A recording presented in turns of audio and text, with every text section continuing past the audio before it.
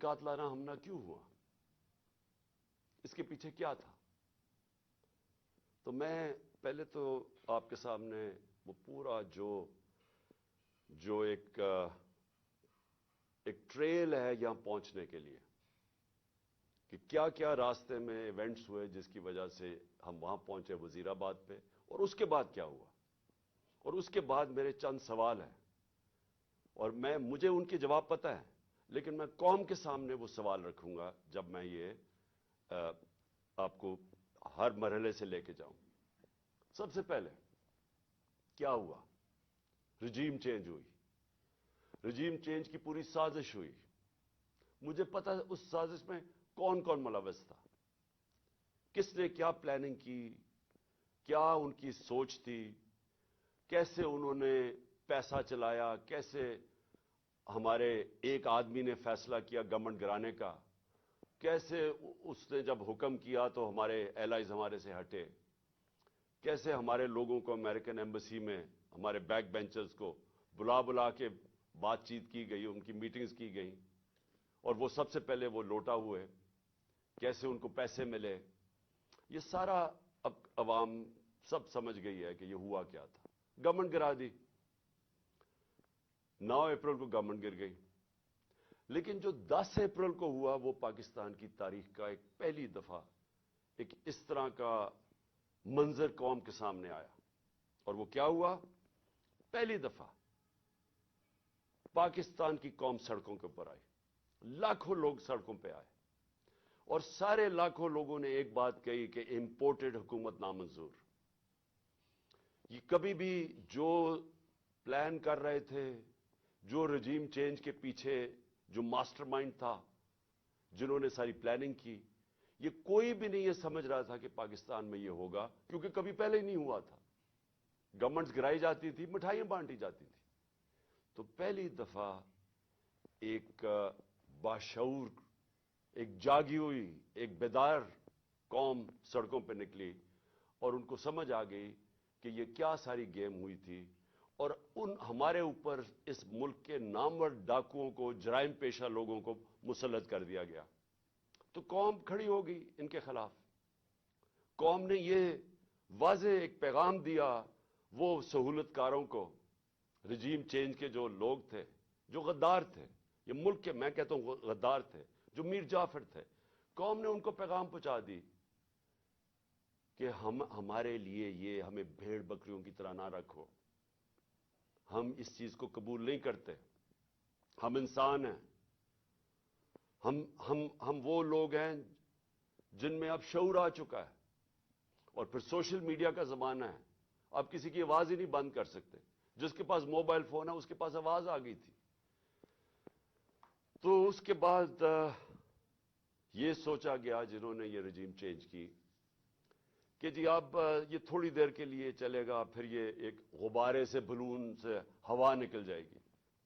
یہ ساری چیزیں ہم نے سنی، پوری گورنمنٹ نے پھر تیاری کی، اور جو ہمارے اوپر ظلم ہوئے، ایک بجائے یہ کہ غلطی کر دی آپ نے، عقل یہ کہتی ہے کہ اگر غلطی ہوگی تو اس سے پیچھے ہٹ جاؤ، ریورس کر دو، الیکشن کروا دو۔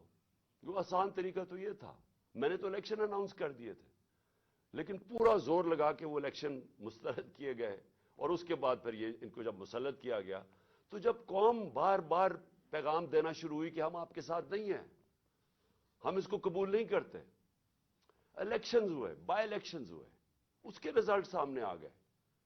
کبھی بھی نہیں ہوا کہ اسٹیبلشمنٹ ایک ساری پارٹیز کے ساتھ مل کے کھڑی ہوں ایک پیج پہ، اور ایک جو حکومت سے باہر پارٹی ہو وہ 75% الیکشن جیت جائے۔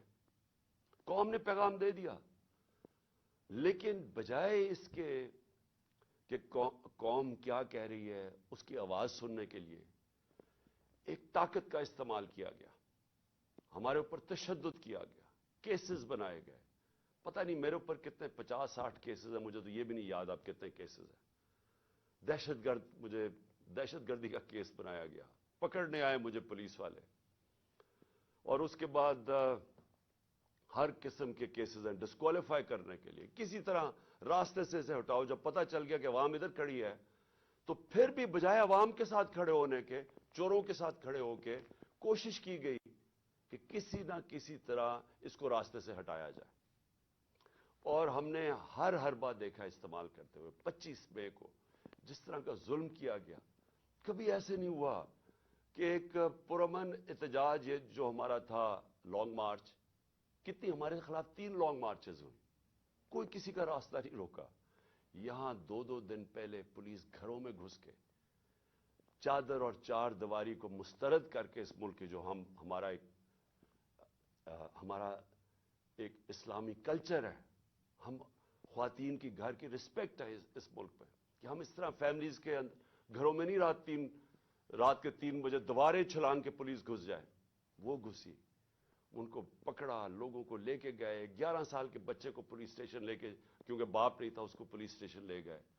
ایک ہماری 70 سالہ خاتون ایم پی تھی, ان کو رات گھسیٹ کے پولیس اسٹیشن لے گئے. ایسا کبھی نہیں ہوا. پھر 25 میں آیا, پھر جو شیلنگ کی اور تشدد کیا, سارا ایک ابھی تک مجھے نہیں سمجھ آئی کہ یہ کس طرح کا مائنڈ تھا, یہ کیسا ذہن تھا کہ بجائے پھر سے عوام کی آواز سننے کے لیے کہ عوام بتا رہی ہے آپ نے غلطی کر دی ہے, نہیں, ان کو ہم بھیڑ بکریوں کی طرح ڈنڈے مار کے ٹھیک کریں گے, یہ مائنڈ سیٹ تھا. اور پھر جب دوسرا بائی الیکشن آیا, ساری پارٹیز ایک طرف, اسٹیبلشمنٹ ایک طرف, اس کے باوجود جب 75% الیکشن 7 یا 8 الیکشن ہم جیت گئے 11 میں سے, اس کے بعد پھر یہ پلان بنایا گیا. پہلے بھی ایک پلان بنا تھا مجھے مارنے کا. میں نے کہا کہ میں نے 4 لوگوں کے نام میں نے دے کے اور میں نے باہر ایک ویڈیو بنا کے ملک سے باہر بھجوا دی کہ مگر مجھے کچھ ہوتا ہے تو وہ ویڈیو آ جائے گی. اب دوسرا پلان بنا گیا, یہ پلان بی تھا. اور پلان بی, اب ان کو پتا تھا کہ اگر مجھے اسی طرح قتل کرتے ہیں تو ان کے اوپر آ جائے گی, تو انہوں نے ایک اور پلان لے کے آئے. اور پلان کہ جی سلمان تاثیر ٹائپ قتل ہو, دینی انتہا پسند جلال اور جوش میں آ کے اس نے عمران خان کو قتل کر دیا. یہ پلان بنا. اب میں آپ کو اس کا پلان بتاتا ہوں کہ مجھے کب پتا چلا, لیکن یہ شروع کدھر سے ہوا. کیونکہ یہ جے آئی ٹی کی جو رپورٹ ہے اس کے اندر کافی چیزیں آئی ہیں جو میں بعد میں آپ کو بتاؤں گا, کہ اگر کسی کو کوئی شک ہے کہ یہ باقاعدہ ایک پلان بن کے مجھے قتل کرنے کی اسکیم بنی تھی, وہ جو میں آپ کو چیزیں بتاؤں گا آپ کے سب کے شک دور ہو جائیں گے, کہ آپ کو واضح ہو جائے گا کہ کتنی بڑی یہ پلان کر کے سازش کی گئی تھی. اور کوشش یہ بتانا تھا کہ یہ دینی انتہا پسند نے کیا. اب میں آپ کو ذرا بتاؤں کہ یہ سیکوینس آف ایونٹس کیا ہوا ہے. 24 اگست ایک وقار ستی ایک ویڈیو لے کے آتا ہے. ویڈیو کدھر بنتی ہے یہ میرا بہت بڑا سوال ہے. یہ کون بناتا ہے یہ ویڈیو؟ اور جیسے بھی اس کے پیچھے جائیں گے آپ کو پتا چل جائے گا, اور مجھے پتا ہے وہ کون تھے, کہ کس نے یہ ویڈیو بنائی. اور ویڈیو کیا ہے؟ عمران خان نے توہین رسالت کر دی, توہین مذہب کر دیا. اور اس کے بعد جناب وہ ویڈیو آگے نکلتی ہے. جاوید لطیف پریس کانفرنس کرتا ہے 14 تاریخ کو, 14 سپٹمبر کو, اور وہ یہ کہتا ہے کہ جناب عمران خان نے بڑا ظلم کر دیا دین کے خلاف. بڑا یہ اس نے لوگوں کے اندر وہ کیا ہے کہ اس نے دین کی کیونکہ کیا ہے تو لوگوں میں اب بڑا غصہ ہے اس کے خلاف. پھر مریم نواز, بڑا اس کو دین کی پرواہ ہے, وہ بہت تکلیف لیتی ہے کہ کوئی دین کے خلاف بات نہ کر دے. تو مریم نواز کو بھی جوش آ جاتا ہے اور وہ 15 سپٹمبر کو وہ بھی پریس کانفرنس کر دیتی ہے. اس سے پہلے میں بھول جاؤں کہ ایک ملک کا ایک بہت بڑا دینی آدمی رانا ثناء اللہ, اس کو بھی جوش آتا ہے. وہ 14 تاریخ کو ایک پریس کانفرنس کرتا ہے کہ جی وہ عمران نے لوگوں کو بڑا غصہ چڑھا دیا کہ اس نے دین کے خلاف بولا. اور پھر एक और बड़ा दीनी आदमी ख्वाजा आसिफ, बड़ा जी, उसको भी दीन की बड़ी फिक्र है, वो भी प्रेस कॉन्फ्रेंस कर देता है और ये करता है 10 अक्टूबर को, और ये भी कहता है कि जनाब इमरान खान को, इसको कौम को माफ नहीं करना चाहिए इसे, क्योंकि इसने दीन के खिलाफ, वो वीडियो के ऊपर सारा एक वीडियो बनती है। याद रखें वो वीडियो बनती किधर से, उसके बाद उससे पहले पीटीवी, अब पीटीवी आप समझ जाएं कि इसके पीछे कौन होगा। 4 दिन पीटीवी को हुक्म मिलता है कि इमरान के खिलाफ पूरा कैंपेन करें कि इसने दीन की तौहीन की है। मैं सिर्फ अब पहले ये जो बड़े आपको मैं नामवर नाम बताए हैं जिनको दीन की बड़ी फिक्र है, मुझे जरा बताइए, 30 साल से ये दोनों जमातें इक्तदार में हैं, मुझे बताएं कि कभी इन्होंने जाके पाकिस्तान से बाहर की बात कर रहा हूं, कभी इन्होंने दीन का नाम लिया? कभी इनको फिक्र हुई है दीन की? ये इनकी आप स्टेटमेंट्स उठा के देखें, ये बाहर जाके एक ही बात करते रहे। मैं 90 की दिहाई से बात कर रहा हूं कि जी हमें मदद कर दो मगरब, अमेरिका हमें मदद कर दे, क्योंकि अगर हम नहीं है तो दीनी इंतहा पसंद पाकिस्तान के ऊपर आ जाएंगे, बुनियाद पर दीन को पाकिस्तान के ऊपर छा जाएंगे। क्योंकि ये डराते थे ईरान के अंदर जब खोमेनी की इनकलाब आया, इस्लामी इनकलाब आया, तो ये हमेशा जाके मगरब को खुश करते थे कि पाकिस्तान में भी वो इनकलाब आ जाएगा अगर हमारी अब मदद नहीं करते। इनकी स्टेटमेंट्स उठा के देखें, जब ये बाहर जाते थे इनके सरबराह, तो सिर्फ इनका ये दीन का नहीं, दीन की बात छोड़े, ये सिर्फ ये कहते थे कि हम लिबरल हैं, हम आपके साथ हैं, हमें बचा ले, नहीं तो दीनी लोग पाकिस्तान के ऊपर हावी हो जाएंगे। ये इनकी कैंपेन रही है बाहर पाकिस्तान से।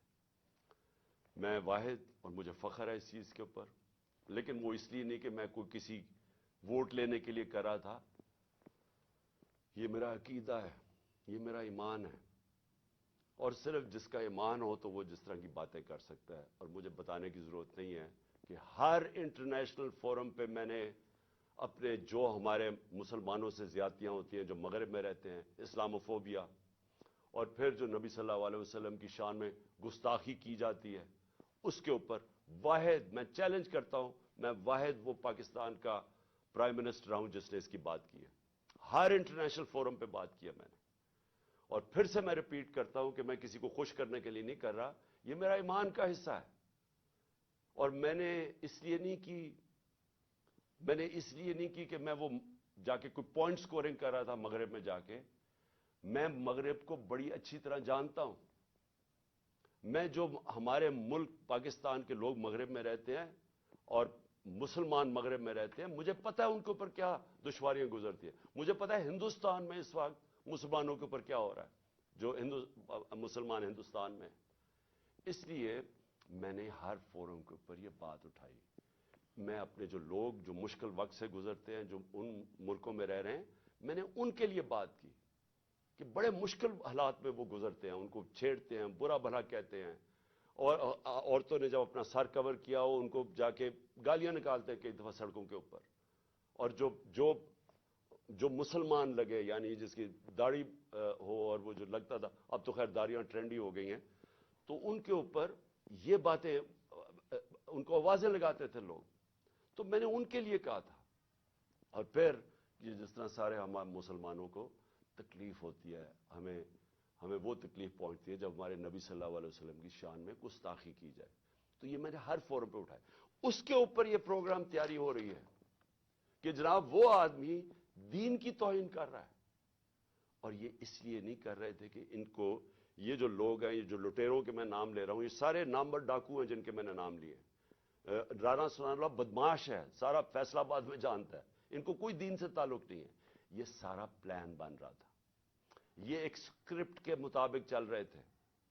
मुझे अंदर से 3.5 साल में गवर्नमेंट में रहा हूं, मेरी अंदर से, जाहिर है मेरे कनेक्शंस हो गए थे, मुझे अंदर से एजेंसीज के अंदर से पैगाम आया कि ये प्लान बन रहा है आपको कत्ल करने का, दीन के नाम पे, वही सलमान तासीर वाला कत्ल। तो मैंने फिर 2 जलसों के अंदर इसकी बात की।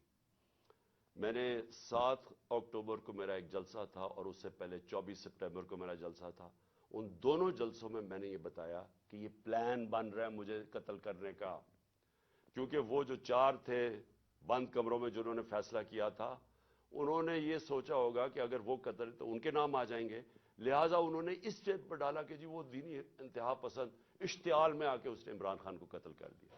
یہ پلان بنا تھا اور ان کو پتا تھا کہ اس سے ان کے اوپر سے اتر جائے گی بات۔ تو یہ ساری پلاننگ بندی شروع ہوئی تب سے، اور پھر وزیر آباد، اب وزیر آباد میں کیا ہوتا ہے میں ذرا آپ کو پھر زیادہ بتا دوں، یاد کرا دوں کہ ہوا کیا۔ وزیر آباد میں وہ جب اس لڑکے نے گولیاں چلائیں، یہ جو نوید یا جو بھی اس کا نام تھا، تو سب سے پہلے ایک چیز یاد رکھیں کہ اس نے پسٹل سے ریپڈ فائر کیا۔ میں آپ کو یہ بتا دوں میں نے پسٹل شوٹنگ کی ہوئی ہے۔ پسٹل شوٹنگ کے اندر اگر آپ سنگل شاٹ بھی چلاتے ہیں اور اگر آپ پریکٹس نہ ہو تو وہ بھی اوپر چلا جاتا ہے، کبھی ٹرائی کر کے دیکھ لیں۔ لیکن اگر آپ ریپڈ فائر کرتے ہیں تو وہ ناممکن ہے، جب تک آپ کو پریکٹس نہ ہو وہ ناممکن ہے کہ وہ سیدھا اوپر نہ چلا جائے۔ اس لڑکے نے، اور اگر وہ پیچھے سے وہ ابتسام ہمارا ہیرو نہ آتا، وہ بھی اللہ نے بچانا تھا مجھے، وہ نہ اوپر اس کے ہاتھ کرتا تو وہ یہ ساری گولیاں اوپر لگنی تھی، وہ کیونکہ اس کا ہاتھ لگتا ہے وہ اس کی گولیاں نیچے لگتی ہیں، لیکن اس کا ہاتھ ایسے جاتا ہے وہ اوپر نہیں جاتا، اس کا مطلب وہ ٹرینڈ آدمی تھا، تو وہ ادھر سے گولی آتی ہے۔ لیکن جب میں گر رہا تھا، میری ٹانگ پہ جب گولیاں لگیں، کیونکہ ٹانگ پہ جب گولیاں لگی میں گر گیا، تو جب میں گر رہا تھا میرے اوپر سے گولیاں، اور مجھے واضح ہوا کہ دو مجھے سنے، ایک اس کا برسٹ سنا اور اس کے اوپر ایک اور میں نے 2 برسٹ، یعنی کہیں اور سے بھی گولیاں آئیں۔ میں کہتا رہ گیا کہ سامنے سے گولیاں آئی ہیں، کیونکہ مجھے اوپر سے گولیاں میرے گزری جب میں گر رہا تھا۔ تو ایک دم میں ابھی ہاسپٹل پہنچتا ہی نہیں ہوں، شوکت تھانہ پہنچتا نہیں ہوں، اس کی سٹیٹمنٹ آ جاتی ہے، ایک ریکارڈ کر کے اس کی سٹیٹمنٹ آ جاتی ہے۔ اور ریکارڈ سٹیٹمنٹ کیسے آتی ہے؟ اس کی ریکارڈڈ سٹیٹمنٹ آتی ہے کہ میں اکیلا تھا، یہ سب سے امپورٹنٹ چیز ہے، کسی نے اس کو پروگرام کیا ہوا تھا۔ اگر آپ کو شک بھی ہونا کہ یہ آدمی، یہ طوطا اس کو پڑھایا نہیں ہوا تھا، تو اس کی آپ پہلی سٹیٹمنٹ سن لیں کہ میں اکیلا تھا۔ کیا ضرورت ہے آپ کو کہنے کی میں اکیلا تھا؟ آپ نے تو یہ پڑھایا گیا نا کہ جی میرا بڑی توہین ہو گئی مذہب کی، اس لیے میں نے عمران خان کو مار دیا۔ اسکرپٹ تو یہ تھی۔ اکیلا کدھر سے ایڈ ہو گیا؟ اس لیے اکیلا تھا کیونکہ اگر اور تھے تو اس کا مطلب کہ دینی انتہا پسند نے نہیں مارا، اگر اور پتہ چل جائے گولی مارنے والے تو اس کا مطلب کہ پورا ایک پروگرام بنا ہوا تھا عمران خان کو قتل کرنے کا۔ تو اس لیے اس نے میں اکیلا تھا۔ اور اس کی جو پہلی سٹیٹمنٹ تھی وہ بھی بڑی مزیدار ہے۔ کون سے پولیس، ابھی گولیاں لگی ہیں مجھے، ابھی میں ہاسپٹل بھی نہیں پہنچا، تو کون سا پولیس ایک سٹیٹمنٹ اس کی ریکارڈ کر کے تو جا کے سلیکٹڈ لوگوں کو دیتی ہے، وہ جو کہ مخالف ہے تحریک انصاف کے، ان رپورٹرز کو دیتے ہیں جو ہمارے خلاف ہے۔ اب یہ ذرا سنیں، اس کی سٹیٹمنٹ آتی ہے اور سٹیٹمنٹ ریکارڈ کون کرتا ہے؟ ڈی پی او گجرات اپنے فون سے اس کی سٹیٹمنٹ ریکارڈ کراتا ہے، اور ڈی پی او گجرات اس کے فون سے کدھر جاتی ہے سٹیٹمنٹ؟ وہاں رکتی نہیں ہے سٹیٹمنٹ۔ یعنی چلیں اگر آپ اپنے لیے، آپ نے پولیس نے اپنے لیے سٹیٹمنٹ رکانی چلے وہ بھی مان لیں، لیکن نہیں، ابھی تفتیش بھی نہیں ہوئی، ایف آئی آر بھی نہیں کٹی، اور وہ سٹیٹمنٹ کس کو بھیجتا ہے؟ اب ذرا دیکھ لیں۔ وہ ریکارڈ کرواتا ہے 1 گھنٹے کے بعد سٹیٹمنٹ، لیکن 6:01 میں غریدہ فاروقی ٹویٹ کرتی ہے، وہ 6:02 وقار ستی جس نے پہلے ویڈیو ریلیز کی تھی وہ ٹویٹ کرتا ہے، 6:02 میں مرتضی سلنگی ٹویٹ کرتا ہے، وہ حامد میر 6:03 پہ ٹویٹ کرتا ہے، اور جو آپ کو پتا ہے کہ ہمارا کتنا خیر خواہ چینل ہے جیو نیوز، وہ 6:04 پہ کرتا ہے ٹویٹ، یعنی پروگرام اس پر دکھاتا ہے وہی اس کی سٹیٹمنٹ، اور پھر سما آپ کو اگلا پتا کہ وہ ہمارا کتنے خیر خواہ چینل ہے، یعنی چن کے ان چینلز کو ہی بھیجا جاتا ہے، وہ کرتا ہے، وہ بھی 6:04 پہ کرتا ہے، اور اس کے بعد پھر باقی چینلز آتی ہیں۔ تو سب سے پہلے ڈی پی او جو سٹیٹمنٹ ریکارڈ کراتا ہے اس کی، وہ سب سے پہلے جاتی ہے ان رپورٹرز کو جو کہ سب کو پتا ہے کہ اس وقت تحریک انصاف کے مخالف ہے۔ تو اب سوال یہ ہے کہ ڈی پی او تو ہمارا ہے، پنجاب گورنمنٹ تو ہماری ہے، تو ہمارا اپنا ڈی پی او ریکارڈ کروا کے سٹیٹمنٹ بھجواتا کدھر ہے؟ اور پھر جو اگلا سوال یہ ہے کہ ہمیں یہ ڈی پی او کی کوئی سٹیٹمنٹ آئی کہ جی شروع میں کوئی عجیب سی سٹیٹمنٹ اس کی آئی، تو میں یہ بھی چاہتا ہوں کہ سارے آپ دیکھ لیں کہ ڈی پی او کیسے، کیونکہ یہ سی سی ٹی وی فوٹیج پہ آ گیا، ابھی میں بعد میں آتا ہوں کہ یہ ڈی پی او گجرات نے انکوائری سے کتنی ہماری مدد کی، لیکن وہ میں بعد میں آتا ہوں۔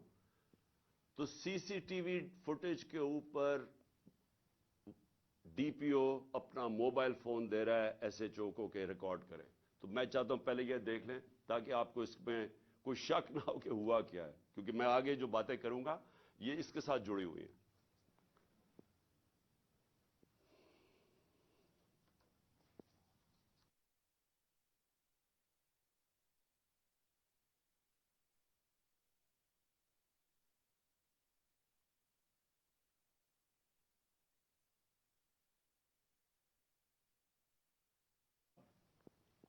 اب ذرا آگے کہانی جاتی ہے۔ مجھے تو پہلے پتا تھا کہ کون اس پہ پیچھے ہے، کیونکہ میں نے تو آپ کو کہا کہ میں نے پبلک جلسوں کے اندر سٹیٹمنٹس دے دی تھی کہ یہ میرے اوپر پورا پلان ہو رہا ہے۔ تو ظاہر ہے جب مجھے پتا تھا پلان ہو رہا ہے، مجھے یہ بھی اندر سے پتا تھا کہ کون اس میں ملوث ہے۔ اب میں نے 3 نام، جب میں ہاسپٹل پہنچا میں نے 3 نام دے دیے کہ یہ 3 لوگ ہیں جو کہ اس میں ملوث ہیں۔ اب یہ یاد رکھیں کہ ایف آئی آر ہوتی کیا ہے، فرسٹ انفارمیشن رپورٹ کا مطلب ہوتا کیا ہے؟ مجھے گولیاں لگی ہیں، میرا یہ حق ہے کہ میں جن کو سمجھتا ہوں کہ اس کے اندر جن میں جو شک ہے مجھے، ان کا میں نام دوں تاکہ انویسٹیگیشن شروع ہو۔ گورنمنٹ ہماری پنجاب میں، میں پارٹی کا ہیڈ جس کی گورنمنٹ پنجاب میں ہے، اور ہم وہ سٹیٹمنٹ نہیں ریکارڈ کروا سکتے۔ میرا پہلا سوال ہے کیوں؟ کون تھا جو کہ روک رہا تھا اس سٹیٹمنٹ کو؟ کون ڈر رہا تھا تفتیش سے؟ میں نے جب یہ نام لیے تو ان کے اوپر تفتیش ہونی چاہیے تھی، میرا رائٹ ہے، لیکن میں پارٹی کا سربراہ، ایکس پرائم منسٹر، ہماری گورنمنٹ پنجاب میں ایف آئی آر آج تک نہیں کٹوا سکا۔ کون روک رہا تھا؟ کون اتنی بڑی طاقت تھی جو کہ گورنمنٹ جو ہماری پنجاب میں ہے اس سے بھی زیادہ بڑی طاقت تھی کو روک سکتی تھی اس کو؟ یہ میرا سب سے بڑا پہلا سوال ہے کہ یہ روکا گیا، میں ایف آئی آر رجسٹر نہیں کروا سکا، اور آخر میں جو ایف آئی آر رجسٹر کروائی گئی اس میں وہی اسکرپٹ کے مطابق ایک شوٹر رکھا تھا۔ تو اب یہ جی آئی ٹی کی رپورٹ بڑی ریلیونٹ ہے جو کہ اب آگے ادھر سے نکلتی ہے۔ پہلے تو اس کے بعد کیا ہوتا ہے، ہم پوری کوشش کرنے کے بعد فیل ہو جاتے ہیں ایف آئی آر ریکارڈ کروانے کے لیے، اس کے بعد جے آئی ٹی بن جاتی ہے۔ اب جے آئی ٹی کی فائنڈنگز کیا آتی ہیں؟ اب تک جے آئی ٹی کی فائنڈنگز کیا ہیں؟ اور میں یہ آپ کو بتا دوں کہ جتنی مشکلوں سے جے آئی ٹی آپریٹ کر رہی ہے، کیونکہ وہ میں آپ کو بتاتا رہوں گا کہ کون اس کے اندر کوآپریٹ ہی نہیں کر رہا ہے۔ جب جے آئی ٹی نے ڈی پی او کو کہا کہ آپ کا ہمیں موبائل فون کی ضرورت ہے، ہمارے نیچے پنجاب گورنمنٹ کے نیچے ڈی پی او منع کر دیتا ہے، ڈی پی او واضح کہہ دیتا ہے کہ میں نہیں آپ سے کوآپریٹ کرتا، آتا بھی نہیں ہے۔ اب ہمارے ہوتے ہوئے ہمارا ڈی پی او گجرات، اس کو اب عدالت کے ذریعے بلایا جائے گا جے آئی ٹی کے اندر۔ پھر کیا ہوتا ہے؟ وہ جو شام کو جب ایک دفعہ ڈی پی او اس کی سٹیٹمنٹ ریکارڈ کر دیتا ہے، 8 گھنٹے کے لیے اس کو نوید کو سی ٹی ڈی اٹھا لیتی ہے. سی ٹی ڈی پھر ایک اور ویڈیو ریلیز کرتی ہے رات کے 12 بجے. اور سی ٹی ڈی کا کیا کام تھا اس ویڈیو کو ریلیز کرنا. پھر ایک اور چیز ہے کہ سی ٹی ڈی جب وہ ویڈیو ریلیز کرتی ہے جو اس کی بیک گراؤنڈ ہے وہ چینج کر دیتی ہے بعد میں. پھر سی ٹی ڈی کے جو اس آدمی کو جو ملوث تھا اس کو جب بلایا جاتا ہے جے آئی ٹی میں وہ بھی منع کر دیتا ہے کہ میں نہیں آتا. پھر سے پنجاب گورنمنٹ کے نیچے ہے وہ منع کر دیتا ہے کہ میں نہیں کوآپریٹ کرتا. یعنی کیا وجہ. اب میں سوال سب سے پوچھتا ہوں کہ کیا وجہ ہے کہ یہ ہمارے نیچے آفیسرز پہلے تو وہ نہیں ہم اپنی ایف آئی آر نہیں رجسٹر کروا سکتے اور پھر وہ منع کر دیتے کہ جی ہم نہیں کوآپریٹ کرتے. کیوں نہیں کرتے؟ کون ان کو روک رہا تھا؟ ہمارے سے ظاہر ہے کوئی زیادہ طاقتور فورس تھی جو روک رہا ہے ان کو. اس کے بعد کیا ہوتا ہے؟ اس کے بعد جے آئی ٹی کی فائنڈنگز آتی ہیں. وہ عدالت میں جو آپ فائنڈنگز رکھتے ہیں اس میں کیا چیز سامنے آتی ہے؟ نمبر 1 کہ 3 شوٹر تھے. 2 نہیں تھے، 3 شوٹر تھے. ایک تو وہ نوید جس نے گولیاں ماری. دوسرا ایک اوپر سے جو گولیاں جو میں کہہ رہا تھا اوپر سے آئیں گولیاں وہ اب وہاں بھی ان کے جو گولیوں کے جو شیلز ہوتے ہیں وہ وہاں ملے اوپر. 8 غالباً اوپر ملے، 10 نیچے ملے اور 2 اور نیچے ملے جو اور مختلف بندوق سے چلائے ہوئے تھے. جو گارڈز تھے ہمارے اوپر ان کی فورینزک جب ٹیسٹ کرایا گیا کسی کی بھی گولی نہیں چلی تھی کیونکہ جو گارڈ سب سے قریب تھا اس کے تو 6 گولیاں اس کے اندر سے نکلی تو وہاں تو کسی کے پاس بھی نہیں تھا. اور پھر یہ بھی چیز سامنے آ گئی کہ معظم جو تھا جو معظم شہید ہوا وہ آپ کوئی بھی اگر آپ کو سوشل میڈیا پہ وہ ویڈیو مل سکتی ہے اس کا سلو موشن دیکھ لیں. وہ معظم جب جاتا ہے اس کے پیچھے تو جیسے ہی اس کے سامنے آتا ہے نوید کے اس کو گولی لگتی ہے.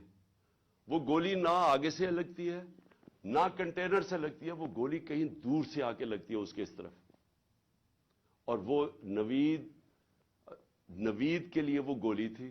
معظم راستے میں آ گیا کیونکہ یہ لیاقت علی خان والا ٹائپ انہوں نے انسیڈنٹ بتانا تھا کیونکہ فوری طور پہ جو ایک آدمی کو مار کے کہیں جی بس ایک آدمی ہم نے مار دیا تو وہ بچ گیا نوید اور معظم شہید ہو گیا.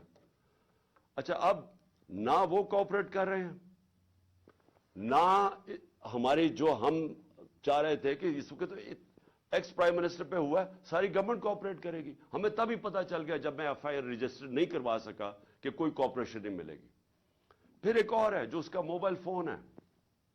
سی T D J I T نے اس کے موبائل فون کے اوپر فورینزک کرانے کے لیے اس ادارے کو دیا جو فیڈرل گورنمنٹ کے نیچے ہے کہ بتائیں جناب کہ اس کو کالز کدھر کدھر سے آئی ہیں. اس ادارے نے منع کر دیا کہ نہیں ہم نہیں دیتے. کیوں نہیں دیتے؟ کیا وجہ ہے اس کی؟ تو اس سے آپ خود سر میں چاہتا ہوں کہ آپ خود ذرا سوچ لیں کہ یہ ہو کیا رہا ہے کہ یہ ملک کے اندر بجائے آپ یہ سوچیں کہ ملک کے سربراہ کو قتل کرنے کی سازش ہے یہ ساروں کو مدد کرنی چاہیے وہ کوئی مدد نہیں کر رہا. وہ تو چھوڑے فیڈرل ادارے کو اپنے جو نیچے پولیس کام کر رہی ہے وہ نہیں مدد کرنے کے لیے تیار. اب آگے چلیں. اب بات بڑی سمپل رہ گئی ہے. میرا یہ سوال یہ ہے کہ کون کون لوگ اس کے اندر ملوث ہو سکتے ہیں؟ مجھے پتا ہے کون ہے وہ. میں صرف اب سوال چھوڑنے لگا ہوں سب کے لیے اپنی قوم کے لیے کہ یہ جب یہ جو ہوا اس کے اندر میں چاہتا ہوں کہ قوم خود سوچ لے کہ اگر یہ ملک کے ایکس پرائم منسٹر سے ہو سکتا ہے تو باقی قوم کے اندر لوگوں کی کیا حیثیت رہ گئی. یعنی جب ہم قانون کی حکمرانی کی بات کرتے ہیں تو اس کا مطلب یہ ہوتا ہے کمزور اور طاقتور ایک ہی قانون سب کے لیے. تو یہاں تو اب واضح ہو جانا چاہیے کہ اگر ایکس پرائم منسٹر اور سب سے بڑی پارٹی کے سربراہ اگر اس سے زیادہ طاقتور لوگ ہیں تو وہ بھی نہیں انصاف لے سکتا. جو زیادہ طاقتور ہے ان کا رول چلتا ہے. جنگل کا قانون ہے پاکستان میں. تو میرے آپ سوال ہیں. میں سب سے پہلے پھر شروع کرتا ہوں. ویڈیو کس نے بنائی جس میں یہ بتایا چن چن کے چیزیں جمع کر کے بتایا گیا جی عمران خان نے توہین مذہب کر دی. وہ کون تھے؟ وہ کون سا ادارہ تھا؟ مجھے پتا ہے وہ کون سا ہے، لیکن میں آپ سب کے سامنے چھوڑ رہا ہوں، اور میں امید کرتا ہوں کہ جب یہ جے آئی ٹی ان لوگوں کو بلا کے سوال پوچھے گی تو ہم سب کو بتا سکیں گے وہ کون ہے. دوسرا کہ جو میں پہلے کیوں نہیں ایف آئی آر میں کروا سکا؟ وہ کون پاور تھی جس نے روکا ایف آئی آر کو؟ مجھے پتا ہے وہ کون تھی، لیکن یہ میں سوال چھوڑتا ہوں. ڈی پی او گجرات کے اوپر میرے دو سوال ہیں. کس نے اسے کہا تھا کہ یہ ویڈیو بھیجے ان صحافیوں کی طرف؟ کس نے کہا تھا کہ پہلے ان کے ہمارے مخالف صحافیوں کے پاس ویڈیو کیسے پہلے پہنچ گئی؟ کس نے بھجوائی تھی؟ کس نے ان کو حکم کیا تھا؟ مجھے پتا ہے وہ کون تھا. اور پھر سی ٹی ڈی، کس نے کہا تھا سی ٹی ڈی کو یہ ویڈیو بنانے کا جو انہوں نے رات کے 12 بجے دوسری ویڈیو ریلیز کی؟ وہ کون تھا؟ وہ پنجاب گورنمنٹ تو نہیں تھی. تو وہ کون، کس نے ان کو کہا تھا کہ آپ بھیجیں؟ اور پھر وہ پیچھے بیک گراؤنڈ چینج کرنے کی کیا ضرورت تھی؟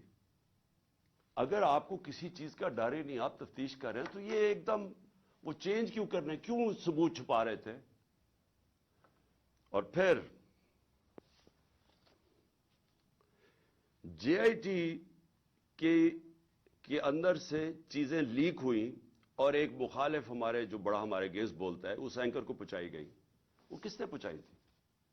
کون تھا ہمارے جے آئی ٹی کے اندر کہ جے آئی ٹی کے اندر سے، اور یہ ایک جرم ہے کہ کوئی جے آئی ٹی کے اندر سے انفارمیشن لیک نہیں کر سکتا جب تک وہ عدالت میں نہ جائے.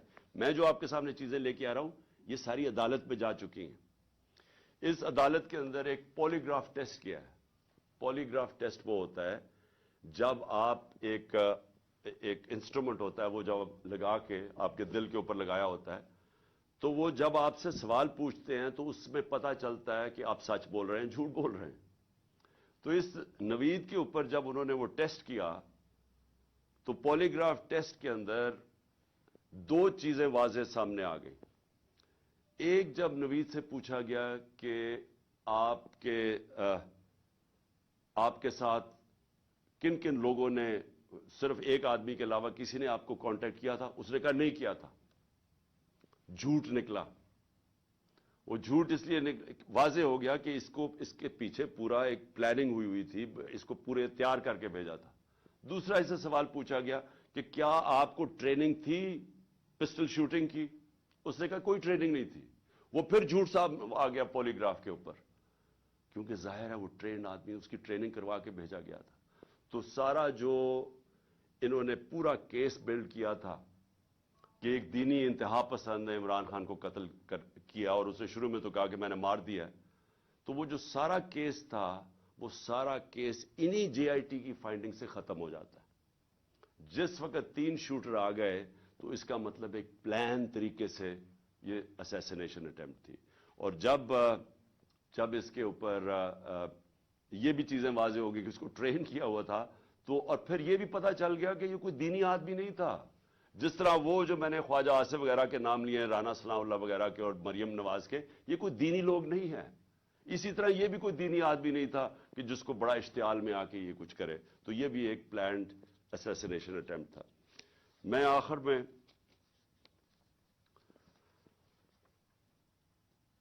میں سوال پوچھنا چاہتا ہوں ان لوگوں کو جو اس ملک میں طاقت رکھتے ہیں. میں ان لوگوں سے آج سوال پوچھنا چاہتا ہوں جو مجھے پتہ ہے اس کے پیچھے تھے. مجھے یہ پتہ ہے کہ نون لیگ یہ اوپر سربراہ ان کے پیچھے تھے، مجھے اس کا واضح ہے. مجھے یہ پتہ ہے کہ رانا ثناء اللہ جس کے لیے قتل کرنا کوئی بڑی چیز نہیں، وہ پیچھے تھا. مجھے پتہ ہے کہ شہباز شریف جس نے ایکسٹرا جوڈیشل کلنگ میں، اس کے اوپر رپورٹ ہے 97 سے 99 تک کہ اس نے کتنے لوگ پولیس مقابل میں قتل کروائے تھے. عابد باکسر کی سٹیٹمنٹ ہے کہ کیسے شہباز شریف ان سے لوگوں کو قتل کرواتا تھا. मॉडल टाउन के अंदर इन दोनों ने दिन दिहाड़े नहाते लोगों के ऊपर गोली चलाई, जिसमें 12 लोग उसमें कत्ल हुए और उसके अलावा कोई 50-60 लोगों को गोलियां लगी, और वो टीवी के ऊपर सब आ रहा था। ये वो लोग हैं, इनका तो मुझे पता है।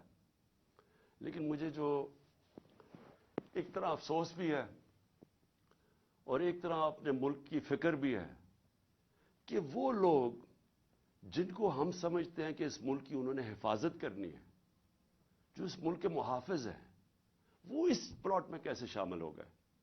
क्योंकि उनके बगैर ये होना नहीं था। जो सारा कवर अप हुआ है वो कभी भी ये जो दो क्रिमिनल्स हैं ये नहीं कर सकते थे, शहबाज शरीफ और राना सनाउल्लाह। ये इससे ज्यादा ताकतवर लोग कर सकते थे, सिर्फ वो ये कवर अप में शामिल थे। सारा जो तरीके से उसने कहा जी मैं अकेला हूं, उसे मुंह से बुलवाया गया, एविडेंस पुलिस के ऊपर प्रेशर डाला गया, एफआईआर नहीं, ये दोनों नहीं करवा सकते थे। इनके पीछे हमारे वो लोग हैं जिनको हम समझते हैं कि हमारे मुल्क की हिफाजत करेंगे। मैं ये सवाल पूछता हूं कि क्या मैं वो आदमी हूं जिसको आप कह सकते हैं कि ये कोई बैरूनी साजिश का हिस्सा है? क्या आप कह सकते हैं कि इसने अपना मुल्क का कभी पैसा मुल्क से बाहर रखा हुआ है और बाहर बड़े बड़े अकाउंट्स हैं और बैंक अकाउंट, जिस तरह ये जो चोर ऊपर मुसल्लत किए हैं, इन सब के बाहर पैसा पड़ा है, अरबों डॉलर पड़ा है, और अभी भी चोरी करके पैसा बाहर लेके जा रहे हैं। जिसने बाहर कमाई करके सब कुछ, आज उसका जीना मरना पाकिस्तान है। मेरा सवाल यह है कि उसको अगर कत्ल करवाने की साजिश में आप मुलव्वस हैं तो क्या आपको फिक्र है अपनी कौम की? अगर मुल्क की सबसे बड़ी पार्टी के सरबराह को आप कत्ल करवा देते हैं, जो वाहिद फेडरल पार्टी आज पाकिस्तान में कौमों को पॉलिटिकल पार्टीज इकट्ठा रखती हैं, अगर कौमों को सिर्फ फौज के जरिए इकट्ठा रखते तो ईस्ट पाकिस्तान अलहदा ना होता। ईस्ट पाकिस्तान की जो पाकिस्तान की सबसे बड़ी पार्टी थी, उसके खिलाफ जब अपने मुल्क की इस्टेब्लिशमेंट चली जाती है और वो मुल्क टूट जाते हैं। अगर आप वो पार्टी के सरबराह को खत्म करना चाहते हैं जो वाहिद इस वक्त मुल्क का एक मुल्क की फेडरेशन की इस वक्त एक ही आदमी है जिसकी सारी जगह वोट बैंक भी है, जो इकट्ठा भी रख सकता है, तो ये किसके लिए किया जा रहा है? क्या ये पाकिस्तान की बेहतरी के लिए किया गया? मुझे पता है कौन थे, और मुझे अफसोस से कहना पड़ता है मुझे बड़े अफसोस से कहना पड़ता है कि जब मुझे गोलियां लगी और जब मैं तब से 3 महीने, मुझे ये मेरी टांग को ठीक होने में 3 महीने लगेंगे, क्योंकि जब आपकी निचली टांग टूटती है वो 3 महीने लगते हैं उसको हील होने में। तो मैं 2 कमरों में बंद हूं। मैं बार बार अपने से सवाल करता हूं कि कैसा माइंडसेट है, वो कौन सा ज़हन है, और वो मुझे पता है कौन सा ज़हन है कि जो ये सोच सकता है कि अपने मुल्क को नुकसान पहुंचा सकता है, क्योंकि ये मुल्क को नुकसान होगा। आप अगर मुल्क की पॉलिटिकल पार्टीज को कमजोर करते हैं और फेडरल पार्टी को, तो इससे बड़ा मुल्क का नुकसान क्या हो सकता है? यानी ये आपके दुश्मन कर सकते हैं। ये दुश्मनों का प्लान तो हो सकता है कि मुल्क को कमजोर करो और उनकी पॉलिटिकल पार्टीज को कमजोर करो, फेडरेशन को कमजोर करो, लेकिन वो लोग जिन्होंने मुल्क की हिफाजत करनी है वो कैसे सोच सकते हैं? और मैं बार बार मेरे ये ज़हन में चीज आती है, और मुझे पता है कि बदकिस्मती से ये सिर्फ 1-2-3 लोगों की ये साजिश थी, और मुझे ये भी पता है कि हमारे मुल्क की जो फौज है वो हर रोज कुर्बानियां दे रही है इस मुल्क के लिए। वो वॉर ऑन टेरर में वो कुर्बानियां ना देते, आज हमारी हिफाजत, यानी हम इस मुल्क में कंफर्टेबल ना होते, हमें इत्मीनान ना होता कि एक ऐसी हमारे पास सिक्योरिटी फोर्स है जो इस मुल्क में हमें सिक्योरिटी देती है। लेकिन उस हर इदारों के अंदर काली भेड़ें होती हैं, और ये जिसने प्लान किया, मुझे पता है और मैं ये चाहता हूं कि ये JIT के साथ अब कोऑपरेशन की जाए। ये लोग जो एक जान की ऑब्स्ट्रक्ट कर रहे हैं जस्टिस, इन लोगों को, इनके ऊपर एक्शन लिया जाए। और मैं आखिर में अपने सुप्रीम कोर्ट के चीफ जस्टिस से कहना चाहता हूं कि मैंने शुरू में ही कहा था कि मुझे सिर्फ इंसाफ की एक जगह से तवक्को है। जब ये ताकतवर लोगों को, जिनके मैंने नाम लिए हैं, ये कैसे इंसाफ होने देंगे अगर ये खुद इसमें मुलव्वस है? تو صرف ایک طاقتور اگر انکوائری اس کو اگر چیف جسٹس اس کو بیک کریں پاکستان کے سپریم کورٹ کے چیف جسٹس تب ہی انصاف مل سکتا ہے. نہیں تو مجھے کوئی اب تک جو میں نے حالات دیکھے ہیں جس طرح کی ہر جگہ رکاوٹیں ہیں مجھے کوئی امید انصاف کی نہیں ہے. پاکستان زندہ باد.